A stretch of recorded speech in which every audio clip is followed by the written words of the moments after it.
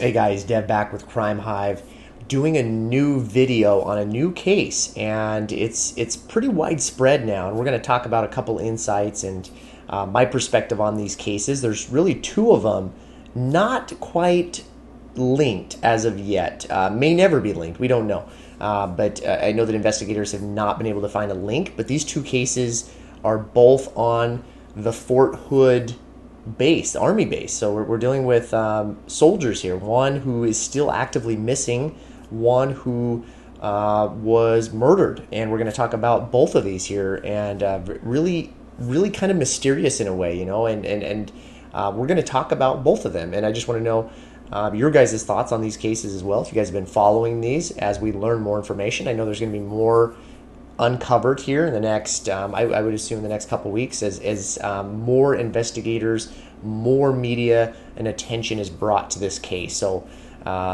before I do, again, of course, if you guys like these kind of videos, make sure you subscribe to my channel. This is Dev with Crime Hive, and let's get started with this case, or these cases. So first one I want to mention here, you've got this young soldier here. He was a private. His name was Gregory Morales, and he was missing. I'm going to refer to my notes here a little bit too. He was missing since August 20th of 2019, and he was last seen driving off the base right there at Fort Hood.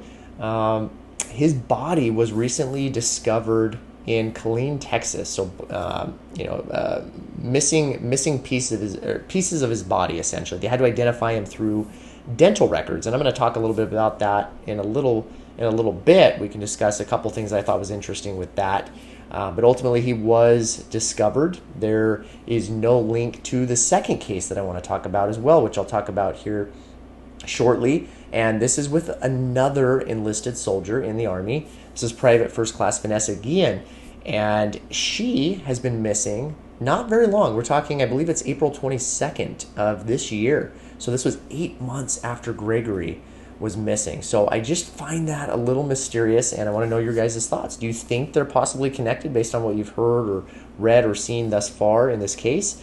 Do you think there's just a weird coincidence and they're not related? It still takes place on the same base. So what we're talking about here is, I'm going to pull up this little map here just to give you guys an idea of this case here. So, you know, Fort Hood, just to give you a perspective here. So if I were to zoom out, you've got, you know, Waco, Texas here. If I zoom out a little bit further, you've got right here the Dallas. Okay, you got Dallas, Fort Worth here, and then Fort Hood, where both of these cases really take place. Now, Gregory's body was found in Killeen, Texas, not too far away from the base, right? That's where he was last seen.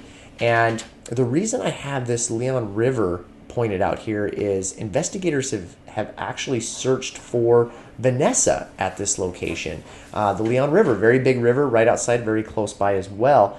And just curious on why they were specifically choosing to look through here. We know they have phone records for Vanessa, and I'm going to talk more about that as well. But let's continue here with Gregory. And again, he was considered missing, recently located, dental records. You know, there's not a lot of information about him as far as, you know, did he have any issues with any superiors on base? Were there maybe a supervisor or somebody that had an issue with him? The reason I mention that is because he went missing just days before he was discharged, and I think that's a huge potential clue, because, you know, if he's about to get honorably discharged in the military, that means he's done. He leaves the base. He can go back home, you know, continue on with his journey elsewhere. He's not bound by the military at that point. He's not, you know, he wasn't going to be considered active duty anymore. So it makes you wonder, did somebody not like him? Did somebody hate him enough to think, okay, Gregory's about to leave. He's about to be out of the base. I need to make a move now. We know that foul play was involved in this case. The investigators they believe that he was murdered. So that's part of the reason I'm mentioning this case, because the case that's really ongoing right now in trying to locate Vanessa, this case is huge, very wide. Vanessa Guillen, she's a very young Army soldier. I mean, she is a private first class. I mean, we're talking about another enlisted soldier. So, you know, if you're enlisted, you've got enlisted, and then you also have officers. Officers typically have gone to college already; they've completed a degree, and then when they join the Army, they're in the ranks of, you've got lieutenants, second lieutenants, first lieutenants, captains, depending on the branch of the military. This is the Army we're talking about. But she was enlisted. She was basically working at an armory, right? And that's the last location she was seen. She was seen in the parking lot nearby where she worked. What's really mysterious about this case is her, and I'll refer to my notes here too, there were a couple items that were left in the area that she worked. So Vanessa, missing since April 22nd, 2020, 8 months after Gregory. Okay, foul play is also suspected in this case. All right, really interesting because they must have some information to believe that. Obviously, we know they have her phone records, and I mentioned here the Freedom of Information Act because the family Vanessa's family has an attorney, and they're really pushing for this case to move forward. They're very disappointed thus far in the investigation because the mother wanted the entire base searched when she was missing. She just had a bad feeling about it, and she was correct. I mean, Vanessa's still missing to this day, and so why I mentioned the Freedom of Information Act is the attorney for Vanessa is trying to get the phone records, the Sprint phone records for Vanessa's phone. Now, the reason I mentioned this particular part is there were items located where she worked. So there was car keys, barracks room key, which is to where she lived on base. You've got an ID card. The wallet was also found there. The cell phone, however, was missing. So the cell phone is still outstanding. We don't know where that's at. We know that investigators have access now. They had subpoenaed for the cell records to start pinging, getting tower points, and we've talked about this in other videos as well. Now, the reason that's really important is I mentioned the Freedom of Information Act here. This really anybody can do this. This is their motto essentially is the basic function of the Freedom of Information Act is to ensure informed citizens vital to the functioning of a democratic society. So people can you can submit these requests to try to get certain bits of information related to different cases. So you can get access to unclassified documents, things like that, dealing with the military. So when I put in this request here, it was saying it can take 7 working days and then 47 working days for a complex request. So take some time for these to go through, but I just wanted to point this out if you guys were ever interested in getting information on other cases, as am I, and I plan on utilizing some of this information too. So anyway, going back to the case here, you got these items here that were found, which is really strange, right? Because she was at work and she wasn't supposed to be called into. She was called into work. She wasn't supposed to work that day. Why this is so interesting is there's, from a lot of the articles I've read, and you guys can tell me what you think, but there seems to be this supervisor that's potentially involved.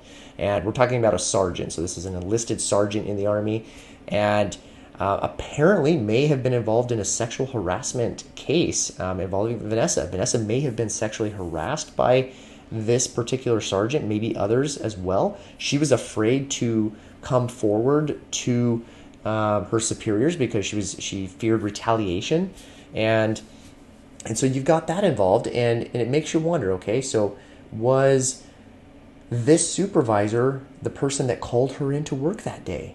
We do know, according to some reports, that this same sergeant was working the same day Vanessa was, in the same vicinity. So this was apparently possibly the same sergeant that tried to get into the shower when Vanessa went into a shower one day. Really weird things, a lot of discrepancies. Even the attorney has mentioned this, so there's a lot of things that just don't make sense that we're still learning. So, as I update these cases, we might learn more. We might actually get the truth on some of this, but from the reports thus far, this is the kind of stuff we're hearing from. We know there weren't cameras on the base, so that makes it a little bit more complicated. This area of the base just didn't have anything that was recorded around that area. So the supervisor, do you guys think the supervisor may be involved in this case from what you guys have heard thus far? Do you think it's related to Gregory's case? Do you think it's completely separate? Just curious on that as we learn more. Kind of a little scary that those items were found. I mean, those are pretty essential items for her. She was last seen in the parking lot, and she was wearing some kind of fitness attire.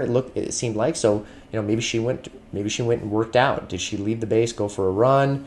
Was she on a break and she just left her items there, or was she taken from that area and left her items and was in a hurry for some reason? We just don't know. So I wanted to mention that there as well. And then I'm going to talk about the dental records a little bit too, because I think that's interesting on how they identified Gregory. I'm just going to talk about one new technological aspect when it comes to dental record investigations or identifying a body essentially with that. So thus far, that's kind of the information we have. There's not a whole lot else to go off of, but I'm going to come out with more videos with this case.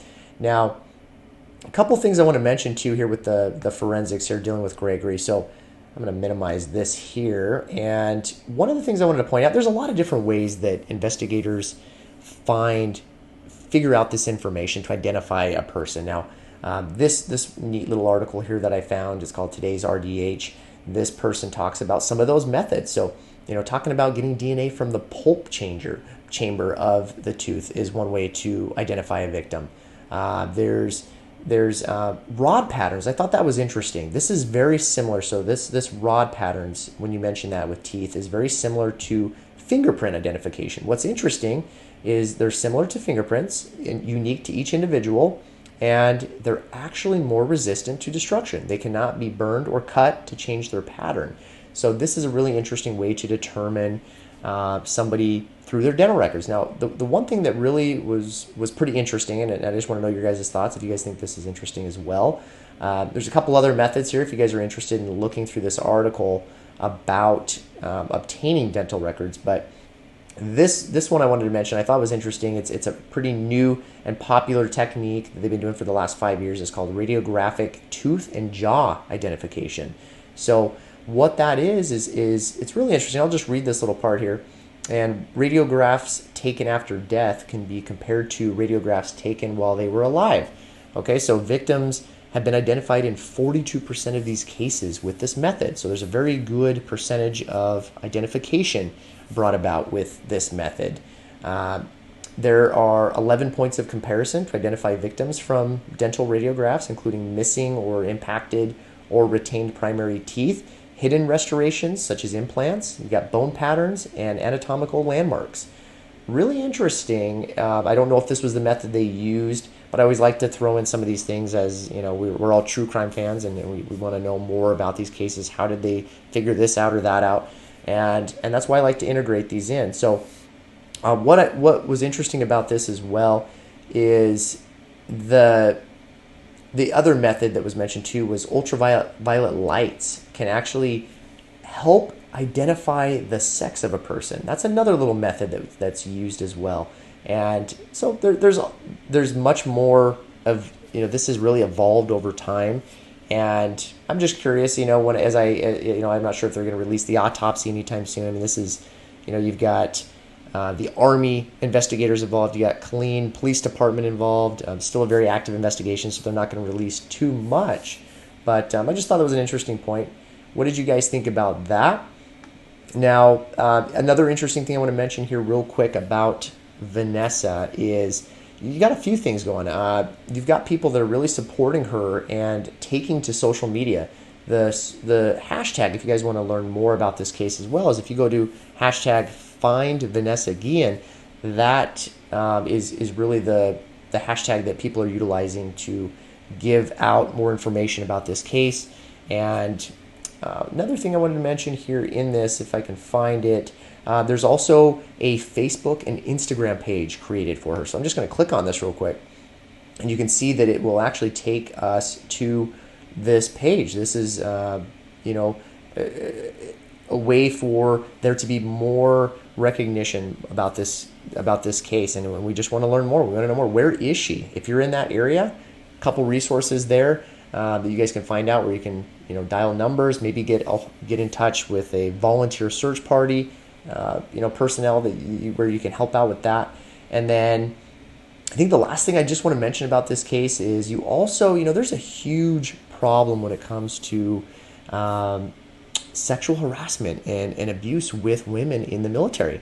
And you've got a couple organizations that are getting heavily involved. Not to mention there's celebrities that are getting involved in this case with Vanessa. They really want answers. And you've got the League of United Latin American Citizens, who is, I mean, they're going as far as to really uh, try to persuade potential Army candidates, women that are looking to join the Army, to not join because of the issues with sexual harassment and not being they're not being the resources needed. People are afraid to report these crimes in the military. And so I just wanted to mention that as well. A lot going on with this case. We're going to learn more. And I hopefully, obviously we hope that she's fine. She's just missing. But it's a really strange set of circumstances. So let me know your guys' thoughts on this case as I come out with more videos and do other videos on other cases as well. Again, this is Dev with Crime Hive. I'll be back with another video. You guys take care.